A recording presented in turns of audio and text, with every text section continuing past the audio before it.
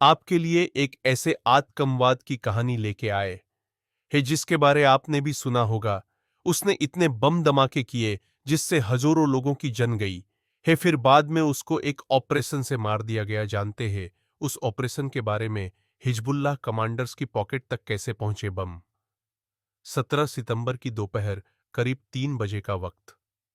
Israel के defence minister Yoav Gallant ने America के डिफेंस सेक्रेटरी लॉयड ऑस्टिन को कॉल किया। गैलेंट ने बताया कि लेबनान में एक ऑपरेशन होने जा रहा है। ठीक 30 मिनट बाद, यानी दोपहर करीब 3:30 बजे, लेबनान की राजधानी बेरूत के एक सुपरमार्केट में खड़े शख्स की जेब में कुछ बीप किया। 15-20 सेकंड के बाद उसी जेब में धमाका हुआ। शख्स जमीन पर गिरा और दर्द से चिल्लाने लगा। दूसरे दुकानदार उसे संभालने दौड़े और एम्बुलेंस में लेकर अस्पताल भागे। अस्पताल पहुंचे तो ऐसे सैकड़ों मरीजों का तांता लगा था। ज्यादातर घायलों को कमर, जांघ, चेहरे, आंख और हाथ में चोट आई थी। कुछ लोगों की किडनी बाहर आ गई, किसी की दोनों आंखें चली गईं, तो कई लोगों ने अपनी सारी उंगलियां खो दीं। शाम तक पता चला कि एक साथ 3,000 से ज्यादा पेजर में ब्लास्ट हुआ है, जिसमें 12 लोगों की मौत हो गई है और 200 से 800 से ज्यादा लोग घायल हैं। अगले दिन वॉकी टॉकी में विस्फोट की लहर चली, जिसमें 14 लोग मारे गए। हिजबुल्लाह का पूरा कम्युनिकेशन नेटवर्क तबाह हो गया और शक की सुई इजराइल की तरफ थी। इस ऑपरेशन की पूरी कहानी सामने आने में शायद बरसों लगे। इतने बड़े पैमाने पर इतना इंटेलिजेंट और सटीक ऑपरेशन प्लान करने में महीनों या सालों लगे होंगे। इस बार स्टोरी में रिपोर्ट्स और एनालिसिस के आधार पर इन धमाकों के पीछे की कड़ियां जोड़ने की कोशिश की गई है। 28 साल पुरानी घटना के जख्म। 1990 के दशक में हमास के सीनियर मेंबर याहिया अय्याश ने इजराइल की नाक में दम कर रखा था। उस पर मेहोला junction blast, अफुला bus stop blast, यरूशलम bus stop blast में करीब 60 लोगों की मौत का इल्जाम था। इजरायली सुरक्षा एजेंसी शिन बेत ने एक ऑपरेशन प्लान किया। उन दिनों याहिया अय्याश अपने बचपन के दोस्त ओसामा हमद के घर जाता रहता था। इजरायली सुरक्षा एजेंसी शिन बेत के पूर्व निदेशक काम गिलोन बताते हैं कि 1996 में हमने हमद के चाचा को लाइन अप किया। एक सेल्यूलर फोन हमद के घर लगाया गया। हमद के चाचा को कहा गया कि इससे वे सिर्फ अय्याश की बातचीत सुनना चाहते हैं, जबकि इसमें 15 ग्राम आरडीएक्स फिट किया गया। हमद के घर पहुंचे अय्याश को कहा गया कि उनके पिता का फोन है। अय्याश ने जैसे ही फोन उठाया, रिमोट कंट्रोल से ब्लास्ट कर दिया गया। याह्या अय्याश मारा गया। हमास और हिजबुल्लाह जैसे संगठनों पर इस घटना का गहरा असर पड़ा। उन्होंने मोबाइल की जगह सैटेलाइट फोन और रेडियो वेव से चलने वाले पेजर को अपनाया। मोबाइल फोन घातक इजरायली एजेंट है। 7 अक्टूबर 2023 की सुबह 6:30 बजे हमास के लड़ाकों ने इजराइल पर हमला कर दिया। अगले कुछ दिनों में इजरायली सेना ने पलटवार किया और गाजा में घुस गई। हिजबुल्लाह ने हमास की मदद का ऐलान किया। पिछले कुछ महीनों में इजराइल ने हिजबुल्लाह और हमास के कई बड़े कमांडर्स को मार गिराया। फुआद शुकर हिजबुल्लाह कमांडर 30 जुलाई को बेरूत के दक्षिणी इलाके में इजरायली एयर स्ट्राइक में मारा गया। मोहम्मद नासिर हिजबुल्लाह कमांडर 3 जुलाई को इजरायली एयर स्ट्राइक में मारा गया।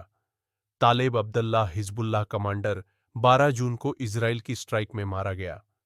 मोहम्मद दईफ हमास कमांडर 13 जुलाई को गाजा में इजरायली हमले में मारा गया। इस्माइल हानिये हमास चीफ 31 जुलाई को ईरान में एक मिसाइल अटैक में मारा गया। सलेह अल अरूरी हमास कमांडर 2 जनवरी 2024 को बेरूत के पास इजरायली ड्रोन अटैक में मारा गया। इन हमलों से परेशान हिजबुल्लाह के शीर्ष नेता हसन नसरल्लाह ने स्मार्टफोन को दुश्मन बताना शुरू किया। उन्होंने एक भाषण में कहा, इजराइल को अब एजेंट्स की जरूरत नहीं, वो अब आपकी जेब में है। मोबाइल फोन घातक इजरायली एजेंट है। हसन नसरल्लाह के बयान के बाद लेबनान में हिजबुल्लाह के लोग स्मार्टफोन तेजी से छोड़ने लगे। हिजबुल्लाह ने पेजर का इस्तेमाल क्यों बढ़ाया? पेजर एक वायरलेस डिवाइस होता है जिसे बीपर के नाम से भी जानते हैं। हाई हेलो वर्ल्ड 050 1950s में पहली बार पेजर का इस्तेमाल न्यूयॉर्क सिटी में हुआ। तब 40 किलोमीटर की रेंज में इसके जरिए मैसेज भेजना संभव था। 1980 के दशक में इसका इस्तेमाल पूरी दुनिया में होने लगा। साल 2000 के बाद वॉकी टॉकी और मोबाइल फोन ने इसकी जगह ले ली। पेजर की स्क्रीन आमतौर पर छोटी होती है, जिसमें लिमिटेड कीपैड होते हैं। इसका इस्तेमाल दो तरह से मैसेज भेजने के लिए होता है। वॉइस मैसेज अल्फान्यूमेरिक पेजर्स से मैसेज भेजने के लिए रेडियो वेव का इस्तेमाल होता है। इसे बेस स्टेशन पर लगे ट्रांसमीटर के जरिए भेजा जाता है। यह बातचीत का बेहद सिक्योर मीडियम होता है, जिसे आसानी से कोई सुरक्षा एजेंसी ट्रेस नहीं कर सकती है। एक बार चार्ज होने पर यह कई हफ्ते इस्तेमाल किया जा सकता है। पेज में न जीपीएस होता है और न ही इसका आईपी एड्रेस होता है, जिससे इसे मोबाइल फोन की तरह ट्रेस किया जाए। पेजर का ऑनर्डर और यूनिट 8200 की एंट्री न्यूज एजेंसी रॉयटर्स के मुताबिक जिन पेजर्स में विस्फोट हुआ, वह ताइवान की कंपनी गोल्ड अपोलो का पेज AR 924 है। ये पेजर IP 700 सड़क से मिलकर है आता है, इसीलिए धूल मिट्टी और पानी से सुरक्षित रहता है। साथ ही एक बार चार्ज करने के बाद पेजर की बैटरी 85 दिन तक चल सकती है। ताइवान के मिनिस्ट्री ऑफ इकोनॉमिक अफेयर्स की रिपोर्ट के मुताबिक 2022 से अगस्त 2024 तक गोल्ड अपोलो कंपनी ने 2,60,000 पेजर्स एक्सपोर्ट किए हैं। AR 924 मॉडल के करीब 5,000 पेजर इसी साल लेबनान आए थे। कंपनी के फाउंडर सुचिंग कुआंग ने बताया कि उन्होंने AR 924 मॉडल के पेजर बनाने का ठेका बुडापेस्ट की BAC कंसल्टिंग KFT को 3 साल पहले दिया था। सुचिंग कुआंग यहीं से गड़बड़ी की शुरुआत होती है। एक्सपर्ट्स का मानना है कि इसी दौरान इजराइल की खुफिया एजेंसी मोसाद और यूनिट 8B-JD ने पेजर डिवाइस की असेंबली लाइन को क्रैक किया। शेल कंपनियों के जरिए डिवाइस में विस्फोटक प्लांट किए, विस्फोटक ट्रिगर करने के लिए सॉफ्टवेयर इंस्टॉल किया और फिर यही कस्टमाइज्ड पेजर हिजबुल्लाह को सप्लाई किए। पेजर बनाने वाली कंपनियों पर शक क्यों? पेजर सप्लाई में ताइवान, हंगरी और बुल्गारिया की कंपनियों के नाम सामने आए हैं। PRGER एक ताइवान की गोल्ड अपोलो ने हिजबुल्लाह को सप्लाई किए जाने वाले पेजर का ठेका BAC कंसल्टिंग को दिया था। ये कंपनी 2022 में हंगरी में रजिस्टर हुई। इसकी वेबसाइट पर कंपनी का एड्रेस बुडापेस्ट का है। यही एड्रेस कई कंपनियों ने इस्तेमाल किया है। BAC कंसल्टिंग की चीफ एग्जीक्यूटिव क्रिस्टियाना बारसोनी की लिंक्डइन प्रोफाइल के मुताबिक वो लंदन स्कूल ऑफ इकोनॉमिक्स से ग्रेजुएट हैं और 7 भाषाओं की जानकार है। उन्होंने NBC न्यूज को कंफर्म किया है कि उनकी कंपनी ताइवान की गोल्ड अपोलो के साथ काम करती है। पेजर में विस्फोटक के सवाल पर बारसोनी ने कहा कि मैं पेजर नहीं बनाती, मैं सिर्फ इंटरमीडिएटर हूं। रॉयटर्स के मुताबिक बुल्गारिया की एक कंपनी नॉर्ता ग्लोबल लिमिटेड का नाम भी सामने आ रहा है, जिसने हिजबुल्लाह को सप्लाई किए जाने वाले पेजर बनाए थे। बताया जा रहा है कि ये इजराइल की एक शेल कंपनी है, जिसके मालिक रिंसन जोस केरल के वायनाड में जन्मे हैं। न्यूयॉर्क टाइम्स की रिपोर्ट के मुताबिक इजराइल की इंटेलिजेंस एजेंसी मोसाद ने 2022 से ही हमले की योजना बनानी शुरू कर दी थी। इसके लिए 3 शेल कंपनियां बनाई गईं। इन कंपनियों के रिकॉर्ड में दिखाया गया कि ये लंबे समय से पेजर मैन्युफैक्चरिंग कर रही है। पेजर धमाके अभी नहीं तो कभी नहीं, इजराइल का ऑपरेशन ट्रैक पर था। एक पूर्व इजरायली अधिकारी ने एक्सियोस को बताया कि हिजबुल्लाह से जंग की शुरुआत में पेजर विस्फोट करने की प्लानिंग थी, लेकिन एक गड़बड़ हो गई। ऑल मॉनिटर की रिपोर्ट के मुताबिक हिजबुल्लाह के 2 GOD सदस्यों को पेजर पर शक हो गया था। उन्होंने इसके बारे में अपने कमांडर से चिंता जताई। ये बात इजराइल तक पहुंच गई और उन्होंने इसे एक्टिवेट कर दिया। एक अमेरिकी अधिकारी के मुताबिक इजराइल अगर ये हमले अभी नहीं करता तो हमेशा के लिए चूक सकता था। उसकी सालों की प्लानिंग पर पानी फिर जाता। हिजबुल्लाह को सप्लाई किए जाने वाले पेजर्स में बैटरी के साथ विस्फोटक रखा गया था। इसे एक कोड के जरिए एक्टिवेट कर विस्फोट किया जा सकता था। हमले वाले दिन यानी 17 सितंबर को पेजर्स पर स्पेशल कोड वाला मैसेज भेजा गया। इसके 10 से 15 सेकंड बाद धमाका कर दिया गया। तब पेजर किसी के हाथ में था, किसी की कमर में और किसी की जेब में। इतनी आंखें तो 25 सालों में नहीं निकाली। BBC ने लेबनान के वराक माउंट अस्पताल में आंखों के डॉक्टर इलियास से बात की। उन्होंने कहा कि वो मेरी जिंदगी का सबसे बुरा दिन था। उस दिन मुझे इतने मरीजों की आंखें निकालनी पड़ी जितनी मैंने अपने 25 साल के करियर में नहीं निकाली थीं। इजराइल ने इस लड़ाई में एक झटके में हिजबुल्लाह के सैकड़ों लड़ाकों को बेअसर कर दिया है। कुछ तो डेली एक्टिविटी के लिए भी हमेशा दूसरों पर निर्भर रहेंगे।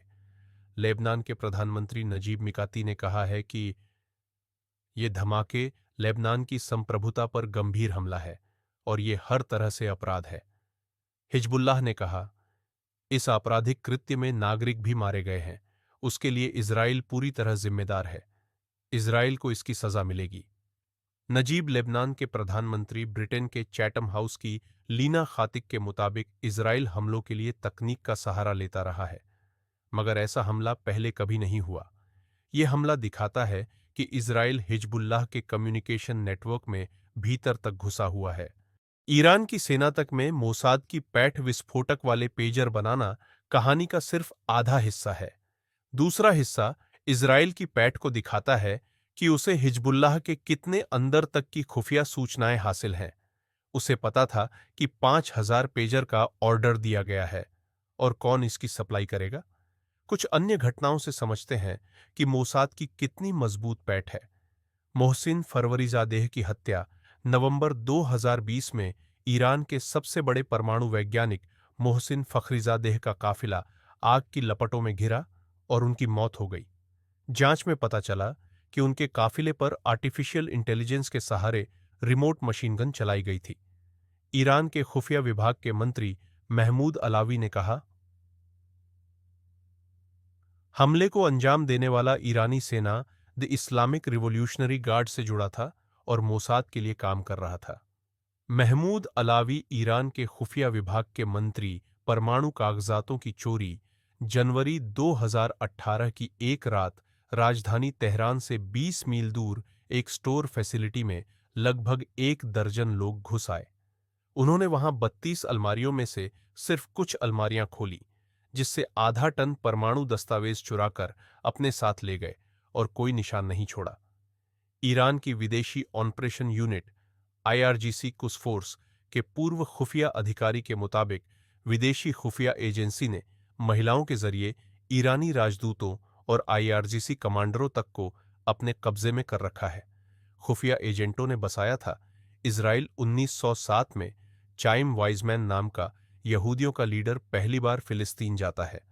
वो जाफा इलाके में एक कंपनी खोलता है। 3 साल बाद वह यहूदी नेशनल फंड बनाकर फिलिस्तीन में यहूदियों की कॉलोनी बसाने के लिए जमीन खरीदता है। इस तरह पहली बार यहां इजराइल की नींव पड़ती है। दुनिया भर के यहूदियों को लगता है कि यरूशलेम की जमीन अब्राहम और उनके वंशजों की है, इसलिए यह यहूदियों का असली घर है। फिलिस्तीन के लेखक सक्र अबू फखर के मुताबिक 1948 में फिलिस्तीन और अरब देशों ने यहूदियों के यरूशलेम आने पर पाबंदी लगा दी। इसके बाद लेबनान के रास्ते यहूदियों को यरूशलेम लाने के लिए ऑपरेशन आलिया बेट चलाया गया। इस ऑपरेशन की जिम्मेदारी एक खूबसूरत यहूदी महिला और इजरायली खुफिया एजेंट शूला कोहेन के हाथों में थी। पूरे लेबनान में अपना नेटवर्क तैयार करके शूला कोहेन ने अरब देशों के यहूदियों को लेबनानी अधिकारियों की नाक के नीचे से इजराइल भेजना शुरू कर दिया। खुफिया एजेंसी मोसाद ने यहूदी देश इजराइल बनाने की कोशिश में लगी अपनी एजेंट शूला कोहेन का दूसरा नाम द पर्ल रखा था। क्षणिक देश बनते ही अरब देशों से लड़ा इजराइल 14 मई 1948 को यहूदियों ने फिलिस्तीन की जमीन पर इजराइल नाम के नए देश का ऐलान किया, लेकिन अभी इसे अंतर्राष्ट्रीय मान्यता मिलना बाकी था।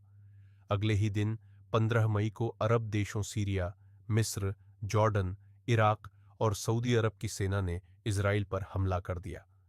8 महीने तक चली जंग के खत्म होने पर इजराइल का फिलिस्तीन के ज्यादातर हिस्सों पर कब्जा हो गया।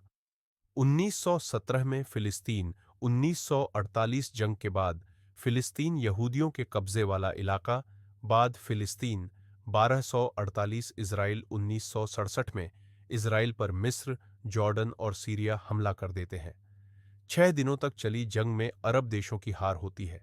वेस्ट बैंक, गाजा पट्टी, यरूशलेम और गोलान हाइट्स जैसे अहम फिलिस्तीनी इलाके पर इजराइल का कब्जा हो जाता है।